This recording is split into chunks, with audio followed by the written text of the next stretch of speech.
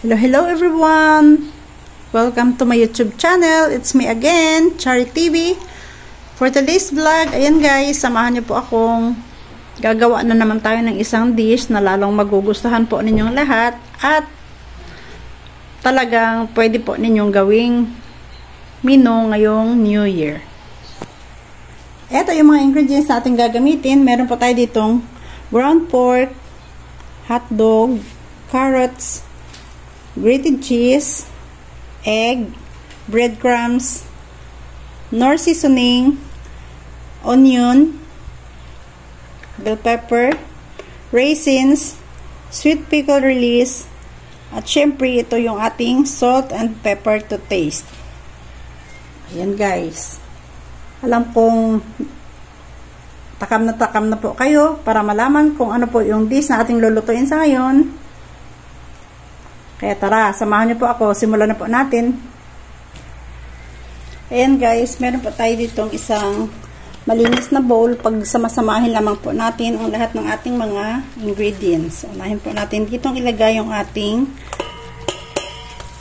ground pork. Next na po natin ilagay ang lahat ng ating ingredients dito sa ating bowl. Pagsamasamahin lamang po natin siya sa isang lagayan para ma-combine po natin ito maya-maya pagkatapos nating ilagay lahat ng ating mga ingredients.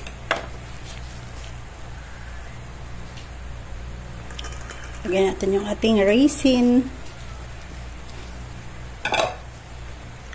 yung ating kinat na bell pepper, chinap pala,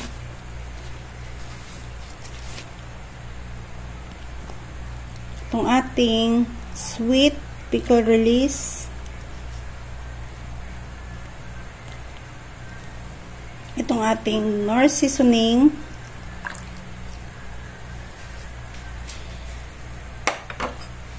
itong ating grated cheese,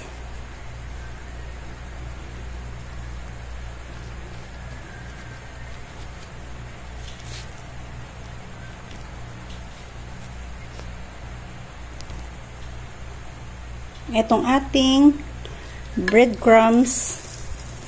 Ito yung magiging binder po natin.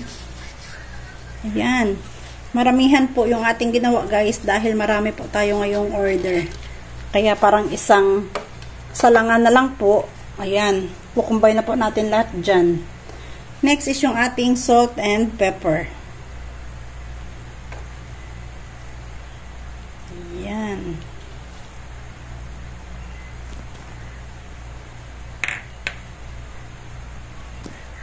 Ayan. Dahil nalagay na po natin ang lahat ng ating mga ingredients, paghalo-haloin lamang po natin hanggang sa mag-combine na po itong lahat ng ating mga nilagay na mga ingredients.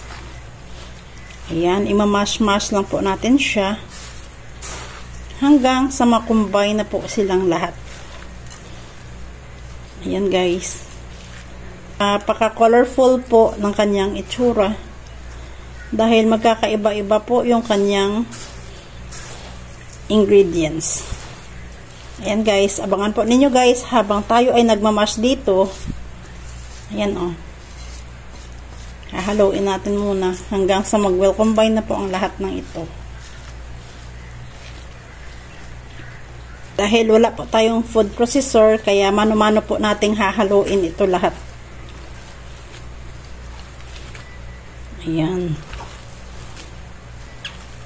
Yung red bell pepper is isa din po sa nagpapadagdag ng kulay sa ating gagawing dish ngayong araw.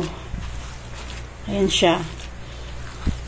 Tawag nga po pala sa dish na ating gagawin guys is embutido. Ayan. Dahil marami tayong order kaya ayan. Dinamihan ko na po ang paggawa para isang salang na lang po lahat. Ayan. Halo-haloin natin hanggang sa mag-well combine po ang lahat ng ating mga ingredients para mag-incorporate po ang kanyang lasa. Ayan guys, pag medyo well combined na po sila, mag-add naman po tayo dito ng additional na ingredients. Ito yung ating egg. Ayan, yan yung 3 egg na ating prepare kanina.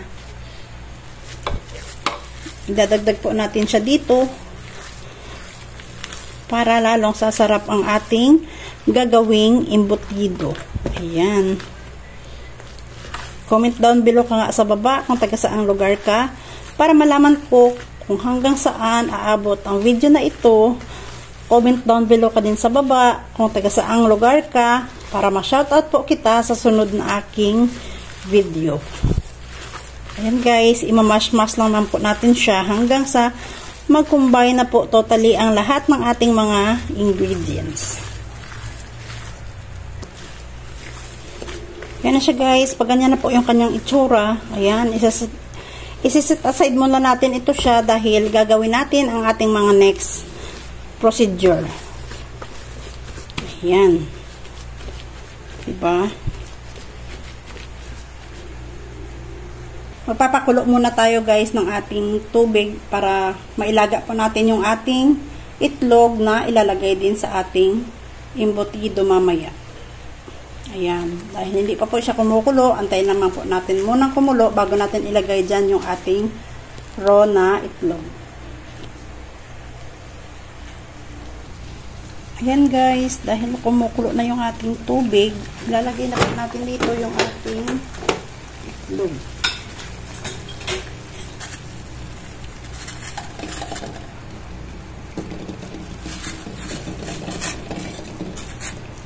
Ayan guys, mag-aantay lamang po tayo ng 6 minutes. Pwede na po nating haunin yung ating itlog dahil yan lang po ang tamang oras para hindi po siya ma-overcook. Ayan guys, tapos na po yung time ng ating paglaga sa ating egg. Ayan, turn off na po natin yan sa heat at mabalatan na po natin siya. Ito guys, ito naman ang sangkap na ating gagamitin. Ayan guys, after natin ma-prepare ang lahat ng ating mga ingredients na gagamitin, ito naman po ang time ng ating pagbabalot. Ayan po yung ating mga gagamitin pang ingredients. Gumamit po tayo dito ng foil para sa ating lalagyan sa pagbabalutan. Ayan, meron na po tayo ditong hard-boiled egg at ayan, i-slice na po natin siya. Meron din po tayo ditong ginamit na hotdog. At ayan yung ating prepare na mixture kanina. Ayan, syempre gagamit tayo dito ng na weighing scale para malaman po natin ang exact amount sa ating babalutin. At malalaman po natin kung ilang piraso po yung ating mabubuo dito sa ating ginawang mixture. Kaya ayan guys, simulan na po natin ang pagbabalot. Ayan guys, yung unang step natin is i-gram po natin yung ating mixture para malaman po natin yung ating exact na measurement. Ayan o.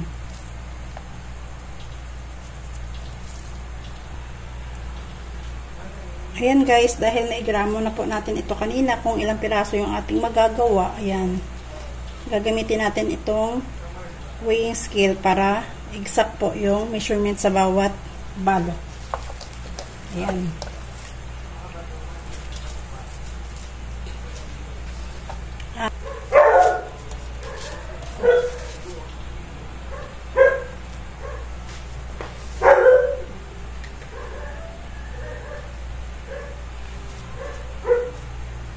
Ayan guys, ito na yung ating gramo na ito na po yung ating measurement.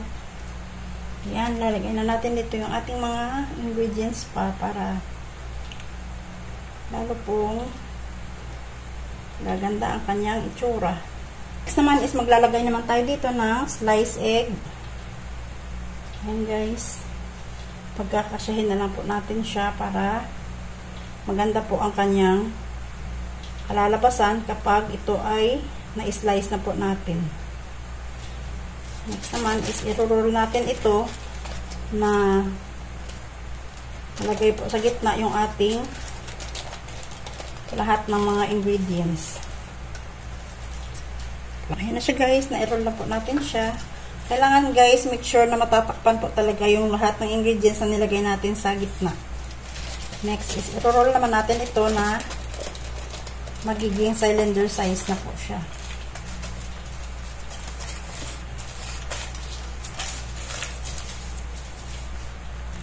Yan guys, kapag na-roll na po natin siya, i-seal po natin dito yung bawat dulo po niya para hindi po lalabas yung ating mga nilagay na ingredients sa gitna kapag ito ay ating niluto na. Yan po siya guys. Oh. Diba? Gagawin na po natin ito hanggang sa maubos na po natin lahat, maibalot yung ating ginawang mixture.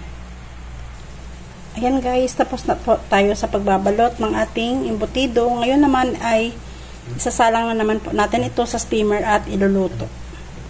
Nakagawa po tayo guys ng 11 roll ng ating mixture. Ayan.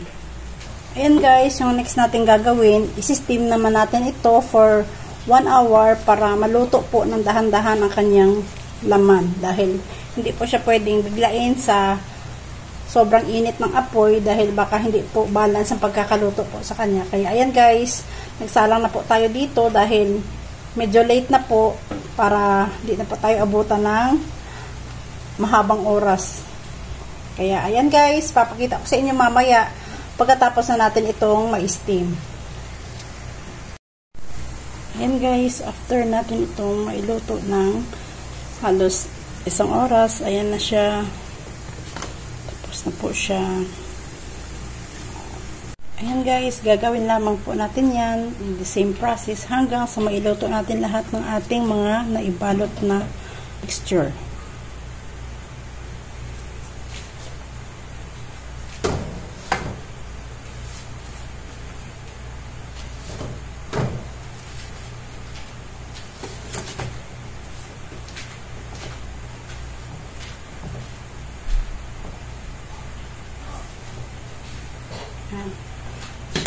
Antay naman natin ang 45 to 1 hour para mailuto po natin ito.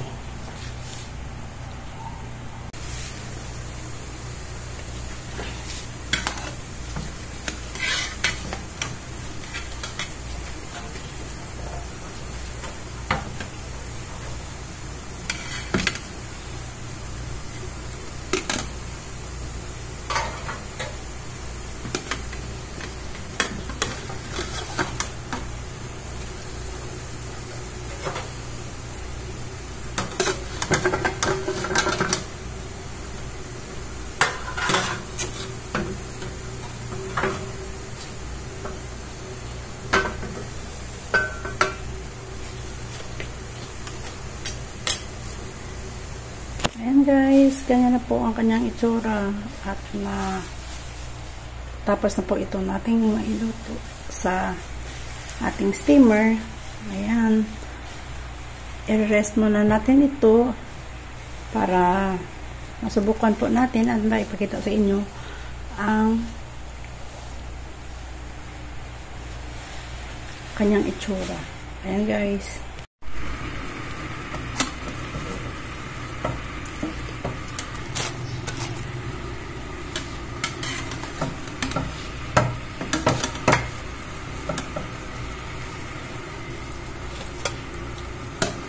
Ayan guys, after natin itong ma-steam, ayan. Ito na po. Bubuksan na po natin siya.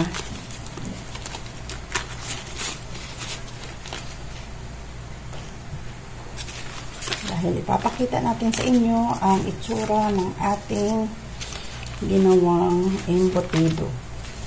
Ayan na siya guys. Ayan na ang kanyang itsura. Ayan na siya guys. Oh. Yung iba guys, ginagawa nila, pinapry pa po nila. Pero mas maganda guys na ganito na lang siya. Ayan siya. Oh. Diba? Much better din na i-fry pa muna natin siya para mag-golden brown pa po ang kanyang labas na. Para lalabas pa ang kanyang magandang texture. Ayan. Ayan siya guys, oh. And then, ikakat na lang natin siya para makita natin ang kanyang itsura.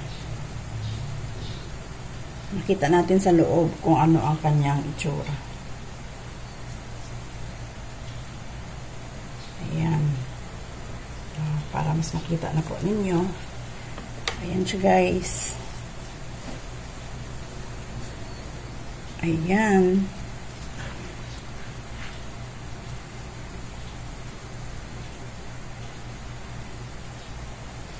Diba?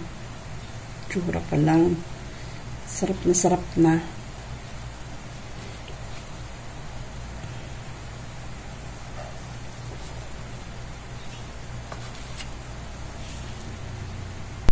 And this is our final product of embutido. Ayan siya, guys. Sa mga hindi pa po nakapag-subscribe, subscribe na po kayo sa aking channel and hit the notification bell para updated po kayo sa mga bago pa nating upload ng mga videos. Thank you so much for watching. Bye!